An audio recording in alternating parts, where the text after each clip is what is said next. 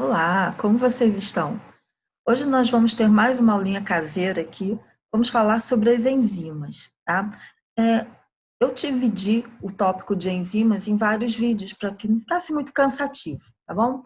Então, nessa primeira aula, a gente vai falar mais da parte das propriedades, vamos entender como é que ela funciona, tá bom? Então,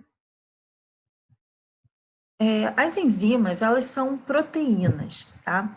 É claro que isso tem uma pequena exceção. Nós temos alguns RNAs que também têm alguma atividade catalítica. Mas o que é isso? Ação catalítica. As enzimas, elas aceleram a velocidade das reações químicas, tá? E com isso, isso permite com que o nosso organismo funcione de uma maneira adequada.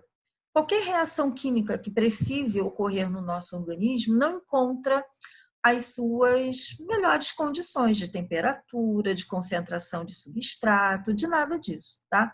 Então, basicamente, sem as enzimas, a gente não teria o que é chamado de metabolismo, tá? A gente não teria como desenvolver todas as etapas necessárias de reações químicas para o bom funcionamento do nosso corpo.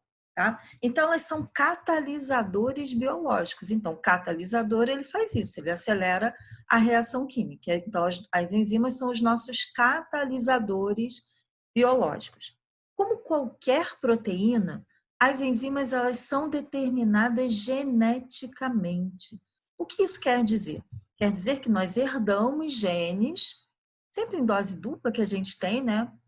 Dois alelos, um vem do pai, outro veio da mãe, e eles determinam como serão as proteínas do nosso corpo. No caso das enzimas, a gente tem essa determinação genética, temos os genes que basicamente vão dizer quais são os aminoácidos que compõem cada uma dessas enzimas, qual a ordem, quantidade, enfim.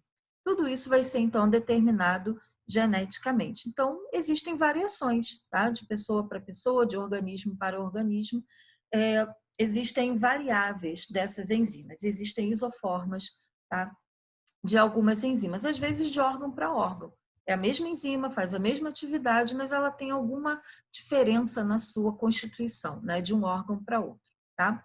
Então, a gente já falou que o metabolismo depende delas, qualquer coisa que atrapalhe, né, a atividade das enzimas automaticamente vai atrapalhar o nosso metabolismo. Elas participam de mecanismos regulatórios, tá? Então a própria regulação do metabolismo acaba dependendo, tá, das enzimas também, tá bom? Então já vimos que elas são proteínas, com a exceção de alguns RNAs chamados de ribozimas, que a gente não vai falar sobre eles aqui nesse vídeo, tá? Elas são específicas, específicas como, tá? Em relação ao substrato, que é a molécula que é trabalhada pela enzima, é a molécula que vai ser transformada pela ação enzimática, e também é específica para a reação que catalisa. Ou seja, qual é o tipo de reação que a enzima faz? Ah, é de hidrólise? Então, ela só faz hidrólise com aquele substrato. Tá? Então, elas são assim, muito específicas. E isso deu até origem à classificação. Existe uma classificação das enzimas de acordo com o tipo de reação, se é de hidrólise, se é de união, enfim, tá? Outro dado extremamente importante sobre enzimas é que elas não são consumidas na reação. O que é isso não ser consumido? Quer dizer que ela não é gasta.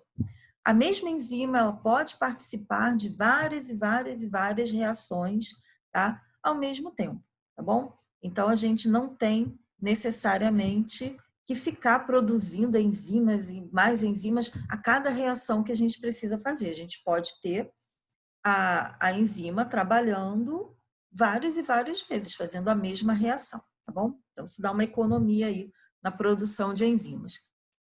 Elas têm concentração e atividade reguláveis pela célula. Então, assim, o nosso metabolismo ele não é o mesmo ao longo de todo o dia. De manhã a gente é de um jeito, acorda de um jeito, toma café da manhã já é de outra forma. Então, a gente não tem sempre as mesmas enzimas na mesma quantidade, a gente não precisa da atividade delas de uma forma uniforme, tá? Homogênea ao longo do dia. Isso vai variar ao longo do dia, tá? Então, a gente pode controlar a sua concentração, produzindo mais ou produzindo menos, tá? E regular a sua atividade também através de vários mecanismos, fazendo com que aquela quantidade de enzimas que a gente tem ali, que aquela mesma quantidade consiga fazer mais reações ou que faça menos reações, tá bom? E como é que essas enzimas conseguem, então, acelerar a velocidade das reações químicas? Elas diminuem a energia necessária para que a reação ocorra. Como assim?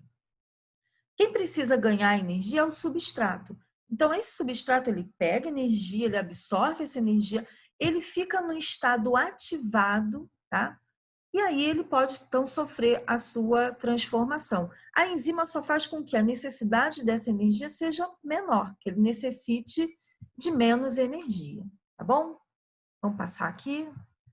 Então, aqui está mostrando, né, uma ilustração mostrando como seria a atividade sem enzima. A gente está vendo ali o esforço, né, que aquele homem está fazendo para rolar com aquela pedra morro acima.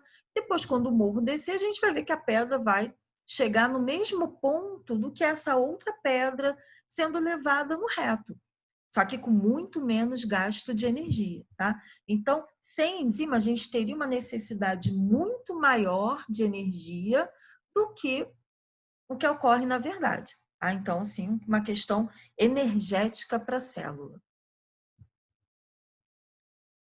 Já vimos, né, o substrato, que é a molécula que se liga ao sítio ativo e sofre transformação em produto. Mas o que é esse negócio de sítio ativo?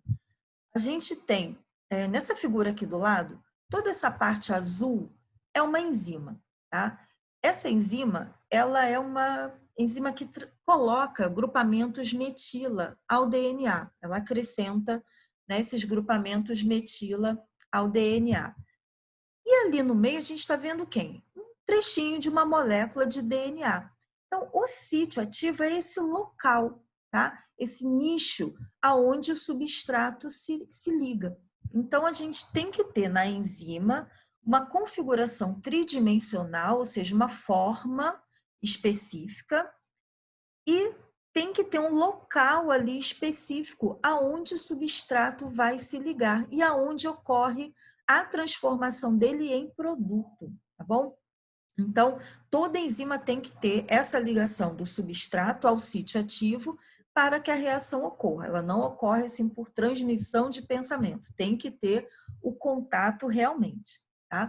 Então, tem ali os dois conceitos: sítio ativo, local da enzima no qual o substrato se liga e onde ocorre a sua transformação em substrato, tá?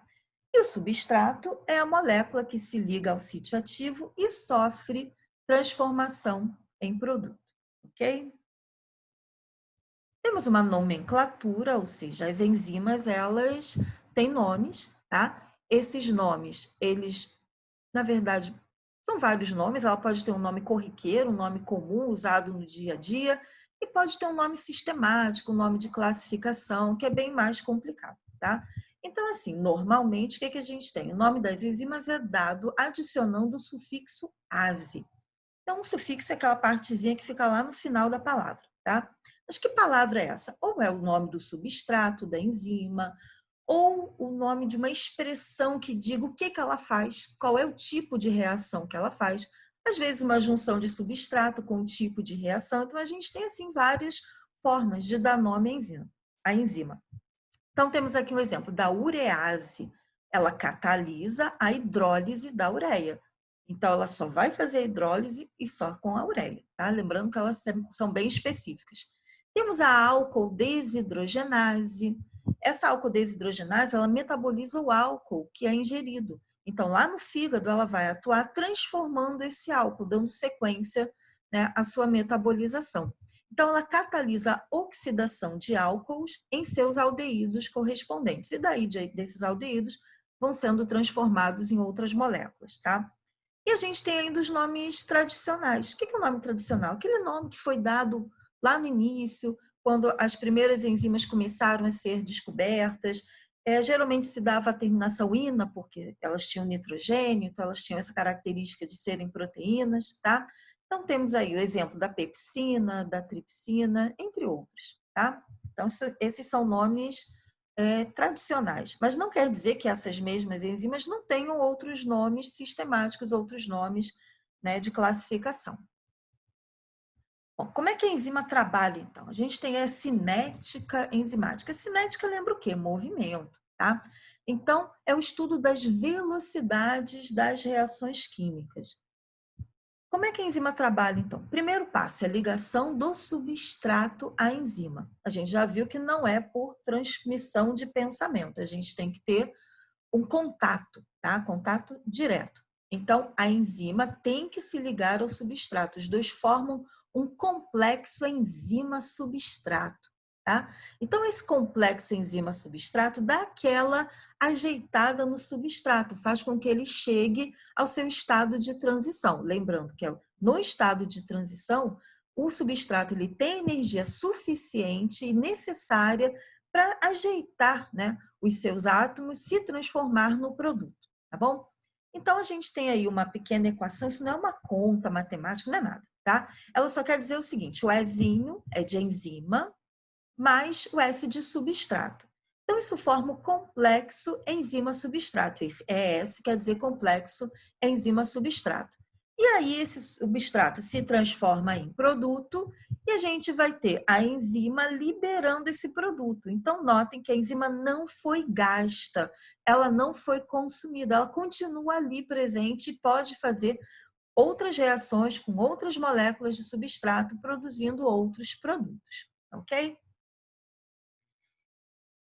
Estou mostrando aqui o complexo, né, enzima-substrato, a gente tem ali essa massa acinzentada, né, representando a enzima, está mostrando ali todos os seus átomos, a posição, o volume ocupado por cada um dos seus átomos, e a gente vê um nicho ali, né, um local onde tem uma outra molécula que está em vermelho, tá? Então, ali é o sítio ativo, o substrato ele já está colocado ali, e aí a gente vai ter a reação acontecendo. Essa questão da ligação do substrato, né, com a enzima, inicialmente, ela foi tratada pelo modelo chave-fechadura de Fischer. O que é isso? Né? Nesse modelo, você tem uma enzima que tem um formato pré-determinado, tem o sítio ativo também com um formato definido, e o substrato deveria se encaixar ali de forma perfeita. Ou seja, nesse nosso desenhozinho aqui que eu fiz, a gente tem ali a enzima, parece o Pac-Man, né? E eu tenho ali 3 opções de substrato, né? Os substratos possíveis. Qual deles se encaixaria perfeitamente ali no sítio ativo da enzima? Obviamente que é aquele triângulo vermelho que tem ali, como a gente está vendo ali no complexo enzima-substrato. Então, nesse modelo, o que a gente tem? Uma enzima com um sítio ativo fixo, onde se encaixa um substrato de forma perfeita. Por isso que é chave e fechadura. A gente não consegue, né, colocar uma chave que não seja adequada, que não tenha o mesmo formato daquela fechadura, tá? Então, o formato do substrato e a conformação do sítio ativo são complementares. Então, ele é bom para explicar a especificidade da interação enzima-substrato, mas não explica as mudanças dinâmicas que acompanham a ligação e a catálise, ou seja, não é algo estático. Depois que o substrato se liga à enzima, ele sofre transformação, ele muda de forma. Então, tem que haver uma maneira de se modificar isso, modificar esse formato, tá? E surgiu um novo modelo, tá? Modelo do encaixe induzido. Nesse modelo, a gente tem um sítio ativo inicialmente com um formato meio indefinido, com a aproximação do substrato, ele vai se amoldar a esse substrato, ou seja, ele vai adquirindo o formato exato do substrato. E aí vai ocorrer, então, a transformação desse substrato em produto, ou produtos, como é o caso aqui dessa figura, e quando esses produtos se desligam, automaticamente aquele sítio ativo fica num formato não específico novamente. Então, isso é para dizer o quê? Que o formato da enzima, né, do sítio ativo, ele se amolda ao substrato, ele sofre uma mudança conformacional, mudança na sua forma, ao se ligar ao substrato, tá? Então, o formato do sítio ativo torna-se complementar ao formato do substrato somente depois que o substrato se liga à enzima, tá bom? Agora, as enzimas não necessariamente trabalham sozinhas. Como assim? Elas precisam de auxiliares, muitas vezes. Como é que isso funciona? Além da enzima e do seu substrato, podem ser necessários cofatores ou coenzimas, outras substâncias que vão participar da reação. E sem essas substâncias, a atividade da enzima não existe. Ou seja, elas são necessárias à atividade enzimática, tá? Então, eles podem ser grupos prostéticos, cofatores ou coenzimas. Existe, assim, muita confusão em torno desses termos. Se você olhar em livros diferentes, eles podem dar definições diferentes disso, tá? Mas vamos tentar entender aqui. Primeiramente, um grupo prostético é algo que está ligado de forma firme, estável à molécula da enzima, tá? Então, ele não fica se deslocando, ele não se prende e se solta, ele já faz parte da estrutura da enzima. Então, ele é chamado de grupo prostético. Geralmente é algo inorgânico, um íon, tá? Pode ser zinco, cobre, ferro, cobalto, manganês, enfim. Geralmente, tá? Esses íons inorgânicos, eles fazem essa ligação as enzimas como grupo prostético, mas não sempre, tá? A gente tem casos onde ele pode estar de forma solta, livre, ele participa da reação e depois se desprende também, tá? Então, a gente pode chamar de cofator enzimático esses que se associam de maneira reversível à enzima ou às vezes ao substrato. Se bem que em algum livro a gente vai encontrar falando de cofatores como moléculas inorgânicas, tá? Eles seriam moléculas inorgânicas que participariam da atividade da enzima. E já as coenzimas atuam como transportadores de substrato, mas geralmente elas são o quê? Moléculas orgânicas, são maiores, mais complexas, até mesmo para poder fazer esse transporte de substâncias, né, de substratos e moléculas que podem ser removidas, muitas vezes hidrogênios, que serão elétrons, que serão removidos da molécula para que ela se transforme no produto. Tá? Então, temos aqui alguns exemplos de inorgânicos, tá? Já mencionei magnésio, tem manganês, zinco, cobre, cobalto, ferro, tem o cálcio também, que não foi colocado aqui. Orgânicos, como o NADP, o NAD+, o FAD, FMN e outros, que muitas vezes são derivados das vitaminas do complexo B, tá? Então, olha o que a gente está tendo aqui: vitaminas e minerais, ou seja, substâncias que a gente necessita obter da nossa alimentação para poder a atividade enzimática se transcorrer normalmente, ou seja, a falta desses minerais, a falta dessas vitaminas, elas fazem com que o nosso organismo deixe de trabalhar corretamente. Então, a falta de vitaminas e minerais faz com que enzimas não trabalhem de forma correta. E, obviamente, o nosso metabolismo também não vai trabalhar de forma adequada, tá? Então, a necessidade de se prestar atenção na nossa alimentação, colocando frutas, verduras, né, legumes, etc., para que a gente possa obter, né, esses elementos. E a gente precisa em pequena quantidade, tá? São nanogramas, miligramas, mas, infelizmente, microgramas, mas eles são necessários, tá, na nossa alimentação. Temos ainda que, como uma forma, né, de controlar a atividade das enzimas, o fato delas serem alostéricas. Como assim? O que é isso? Toda enzima é alostérica? Não, tá? Nós temos enzimas que não são alostéricas, elas não modificam, né, o seu formato pela ligação de outras moléculas, tá? Independentemente de substrato. Como é que isso funciona? Nós temos enzimas que trabalham simplesmente. Tem substrato, o substrato se liga ao sítio ativo, a enzima trabalha e libera o produto. Acabou. Ela trabalha em função da quantidade de substrato disponível. Tem muito substrato, ela trabalha mais. Tem pouco substrato, ela trabalha menos, tá? Mas tem outras enzimas que não são assim. Elas são chamadas de enzimas alostéricas, elas mudam de conformação, elas mudam de forma de acordo com a ligação de outras substâncias. Essas outras substâncias, esses efetores alostéricos, eles podem ser inibidores, tá? Eles podem inibir a atividade da enzima, ou eles podem ser estimulantes para a atividade da enzima.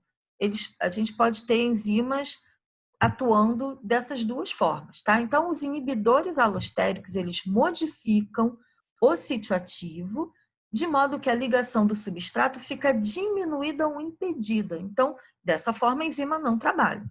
Já os ativadores alostéricos modificam o sítio ativo da enzima, de modo que a afinidade pelo substrato aumente. Então, olha só, isso é fisiológico, tá? A gente não está falando de inibidores tóxicos, de substâncias alheias, externas ao nosso organismo, que estão atrapalhando a atividade da enzima, não.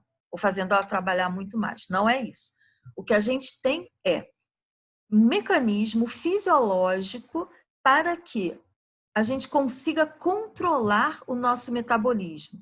Isso acontece muito em sequências de reações. Às vezes, para produzir determinada substância, eu vou precisar de uma sequência de 7, 8, 10 enzimas trabalhando. E aí, muitas vezes, o produto lá está se acumulando, ele não está sendo usado corretamente, né? Está se acumulando no organismo. O que eu tenho que fazer? Parar de produzi-lo. Então, se eu colocar enzimas alostéricas em pontos chaves dessa sequência de reação, eu posso paralisar de uma forma econômica, digamos assim, a produção de várias substâncias intermediárias que seriam desnecessárias também. Tá? E com isso eu acabo controlando a produção daquela substância que não está sendo muito usada no momento. Existe até um mecanismo de inibição por feedback. O que é isso? O próprio produto final, ele é um inibidor alostérico, geralmente da primeira enzima da sequência. Ele acaba, quando se acumula, se ligando ao sítio alostérico dessa enzima, fazendo com que ela deixe de trabalhar. E com isso, toda a sequência de reações que acabaria culminando na sua produção deixa de acontecer. A gente vai ter muitas das nossas enzimas trabalhando dessa forma. Essa não é a única maneira, tá, de controlar a atividade enzimática, mas esse não é o nosso objetivo aqui desse vídeo. Eu só queria mostrar para vocês que existem esses dois tipos de enzima. Enzimas que são alostéricas ou reguladoras, que podem ter a sua atividade regulada e, consequentemente, serem usadas na regulação do metabolismo. Substâncias vão se ligar a outros sítios, atenção, não é o sítio ativo, é um sítio alostérico, tá? Específico para essa outra substância, que pode ativar ou inibir a atividade da enzima. Tem as outras enzimas que não são assim, que elas trabalham de acordo com o substrato. Tem substrato, trabalha, não tem substrato, ela não vai trabalhar, tá bom? Vai reduzir a sua atividade de acordo com a diminuição desse substrato também, tá bom? Então, gente, obrigada. Agradecer vocês pela atenção aqui. Espero que o vídeo ajude, tá? Obrigada por assistir. Se o vídeo foi útil para vocês, se vocês gostaram, aperta aí o like, né? Porque isso diz pra gente, dá um feedback também, pra gente saber se está sendo legal ou não, tá bom? Se esse vídeo está sendo útil para vocês, tá bom? Beijinho, bons estudos, tá? Até a próxima.